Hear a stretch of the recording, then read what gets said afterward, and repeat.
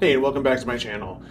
Today we have an important and insightful topic to explore, and that is transfer addictions after bariatric surgery. If you're new to my channel, my name is Greg, and I'm here to provide you with valuable information and support you on your weight loss and post-weight loss surgery journey. Before we dive into today's discussion, please take a moment to subscribe to my channel and hit the notification bell so you never miss an update.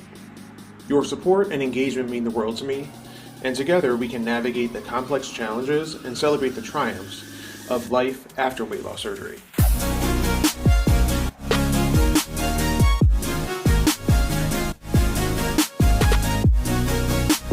So let's begin by delving into the intricate concept of transfer addictions and what they truly mean. Transfer addictions are a fascinating, although not uncommon, phenomenon following bariatric surgery. They occur when we exchange one compulsive behavior, such as overeating, for another. The intriguing aspect of transfer addictions is that they can manifest in various forms. Sometimes they can be as intricate and unpredictable as the human psyche itself. The significant lifestyle changes brought on by bariatric surgery can trigger shifts, not only in your physical health, but also in our emotional well-being. Weight loss can lead to profound emotional changes as we adjust to the new reality of our bodies and lives. As a result, our minds may begin searching for alternative ways to cope with stress, anxiety, or the emotional triggers that once fueled our overeating tendencies.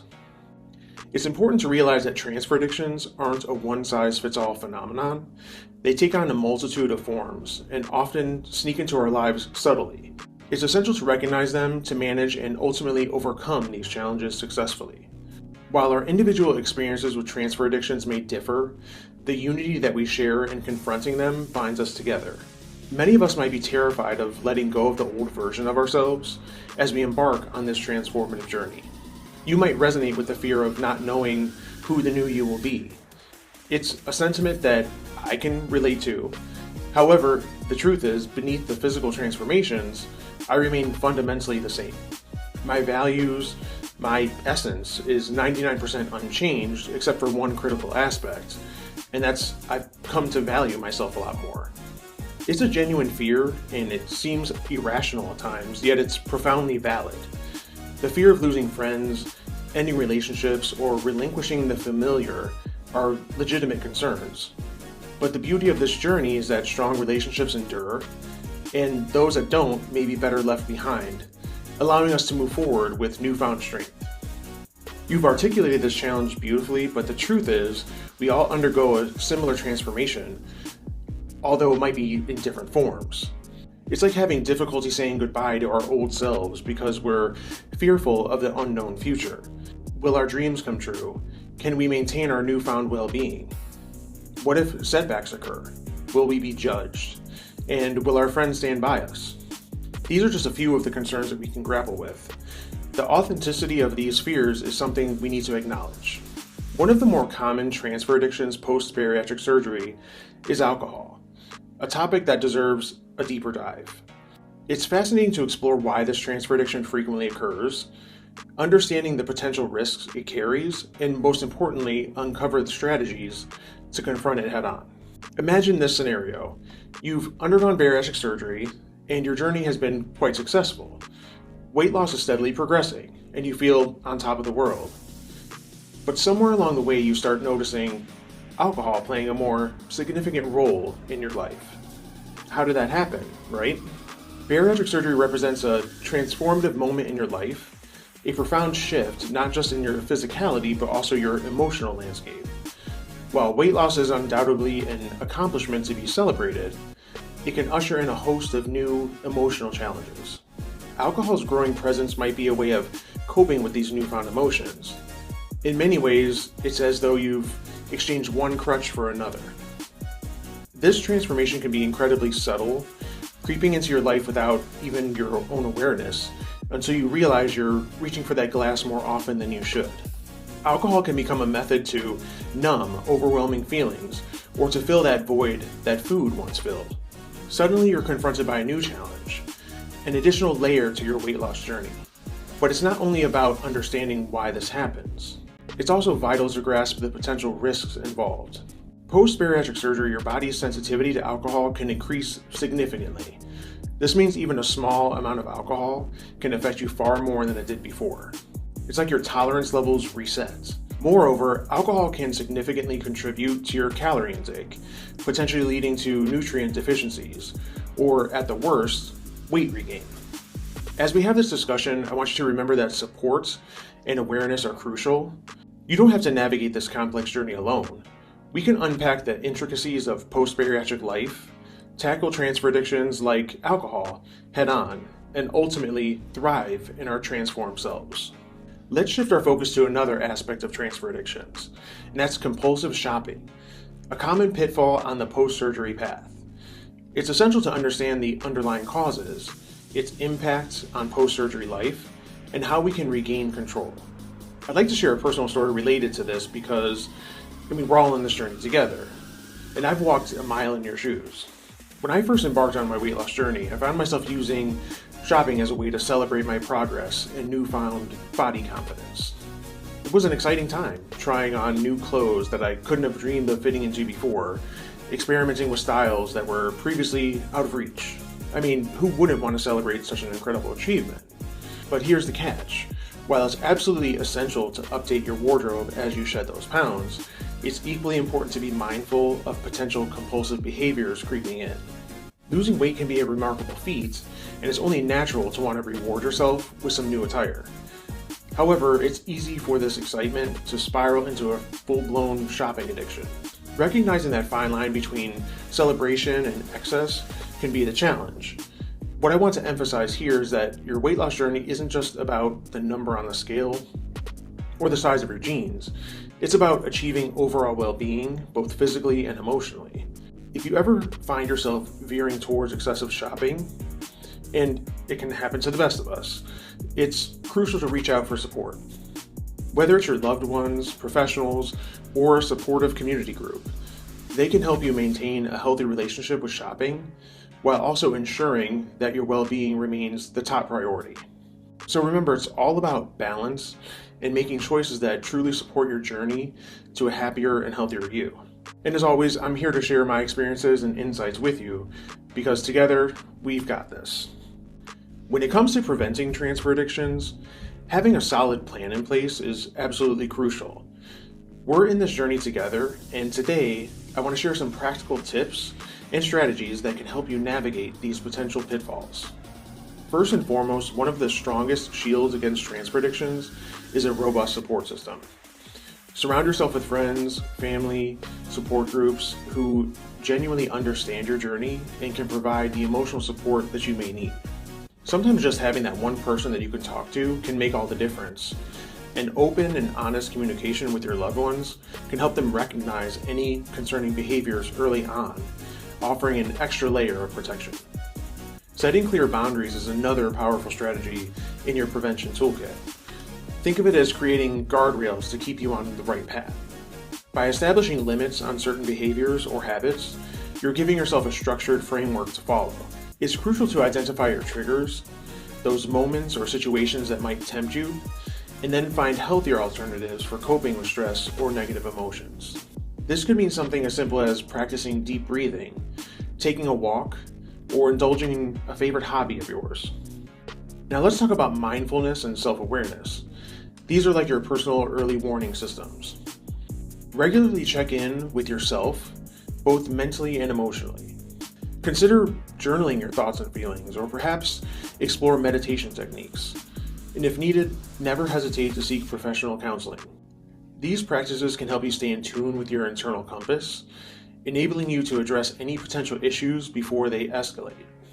Ultimately, remember that prevention isn't about fear, but about proactively managing your well-being.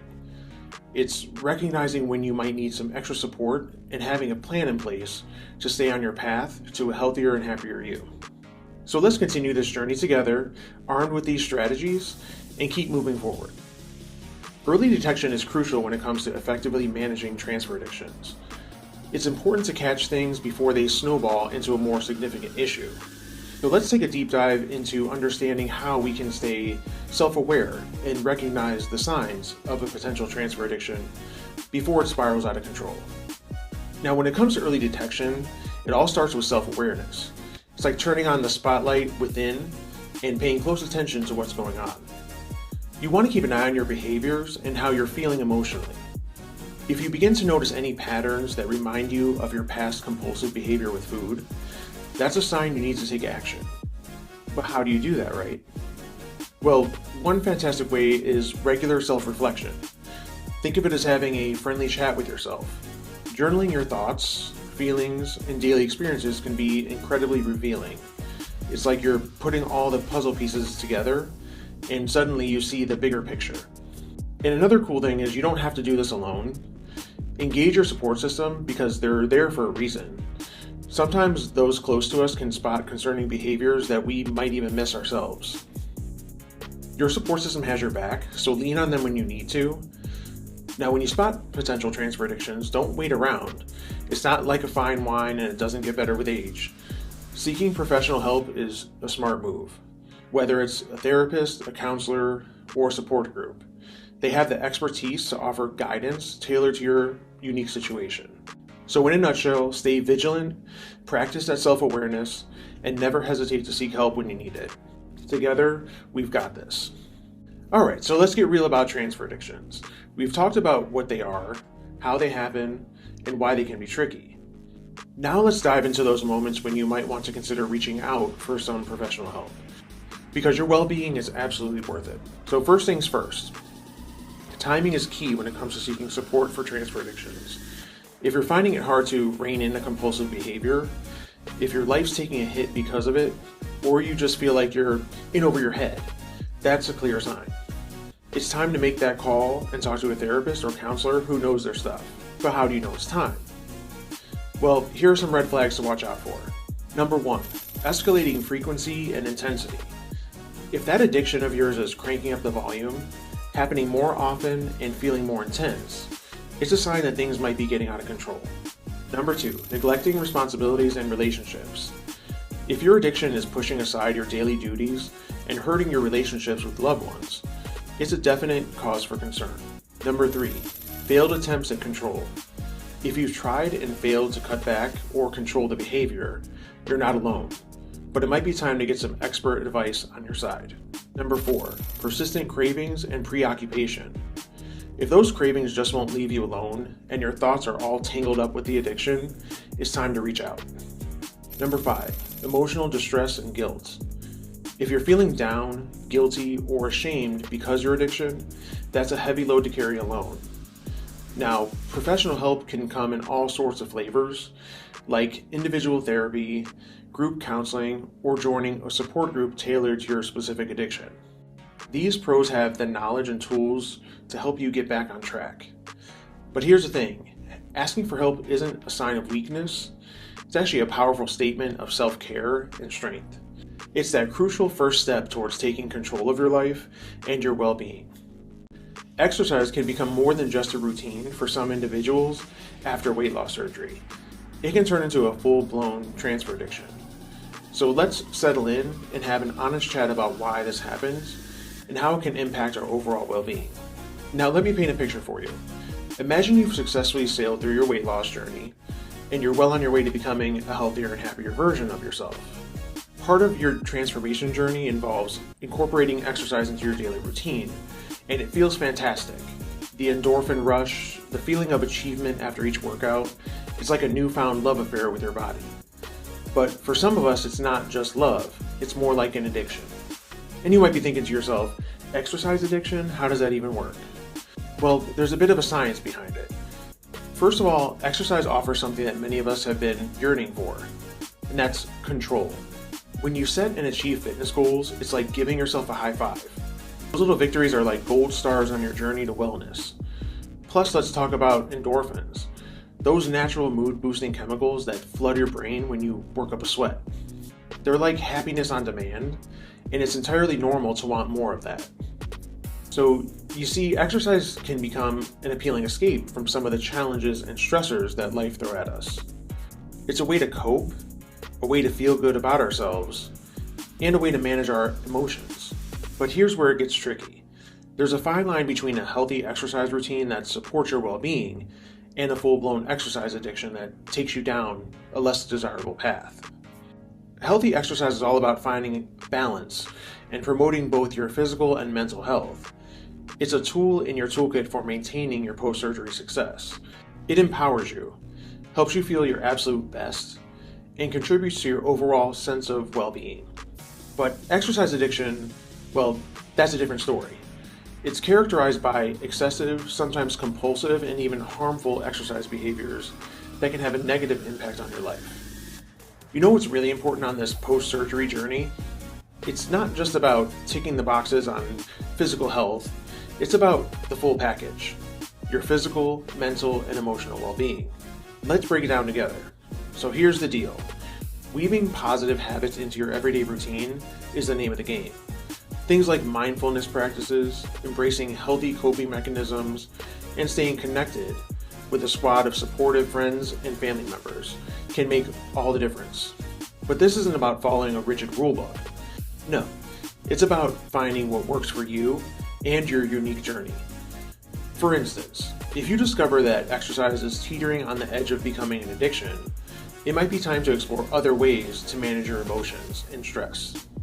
Meditation, a creative hobby, or even therapy could be your ticket to a more balanced life. You see, the key to success isn't just about doing the right things, it's about embracing a life that nurtures your overall well-being. Yes, it's important to have goals and strive for physical health, but it's equally important to focus on your mental and emotional health. Always remember that there isn't a one-size-fits-all approach. It's about making choices that genuinely support your unique path. Whether it's beating transfer addictions or embracing a more balanced life, you're not alone. We're here to celebrate the successes, confront the challenges, and keep moving forward.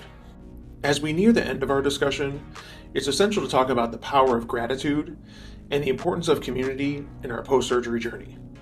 These two elements can be profound in helping us navigate transfer addictions and thrive in our transformed selves. When you look in the mirror and see the changes your weight loss journey has brought, it's not just about the physical transformation. It's about the renewed appreciation for the gift of life, health, and well-being. Gratitude is like the warm, glowing ember at the heart of your journey.